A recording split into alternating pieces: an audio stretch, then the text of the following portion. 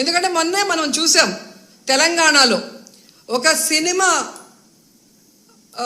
Fan షోకి అల్లు అర్జున్ గారు వస్తే ఆయనకి సంబంధం లేకుండా తోపులాట జరిగినప్పుడు అక్కడ ఒక మహిళ చనిపోతే అల్లు అర్జున్ గారి మీద 105 BNS పెట్టడం జరిగింది.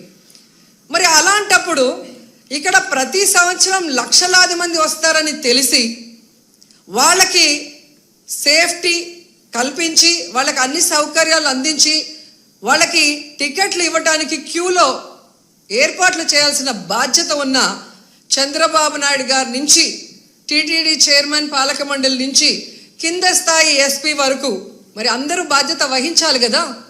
కానీ ఈరోజు ఎంత దురదృష్టం అంటే ఇది పద్మావతి పార్క్లో 5 మంది చనిపోయిన ఆ ప్లేస్లో జరిగిన FIR. దీంట్లో 105 పెట్టాల్సింది వీళ్ళు 194 BNSS పెట్టారు. అలాగే విష్ణు నివాసం దగ్గర ఒకరు చనిపోయారు, దానికి కూడా 105 పెట్టాల్సింది 194 BNSS పెట్టారు.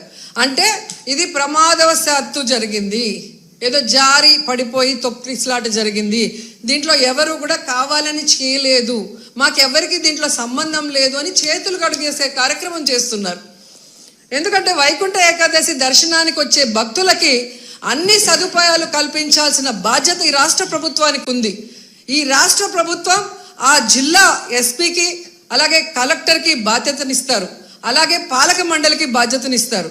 సో వీళ్ళందరూ కోఆర్డినేషన్ చేసుకొని చేయాల్సిన పనిని ఈరోజు వీళ్ళు నిర్లక్ష్యం చేసి 6 మంది ప్రాణాలు బలికొని 34 మంది గాయాల పాలైతే ఎవరికి సంబంధం లేదు, ప్రమాదవశాత్తు జరిగిందని 194 BNSS పెట్టడం ఎంతవరకు సమంజసం?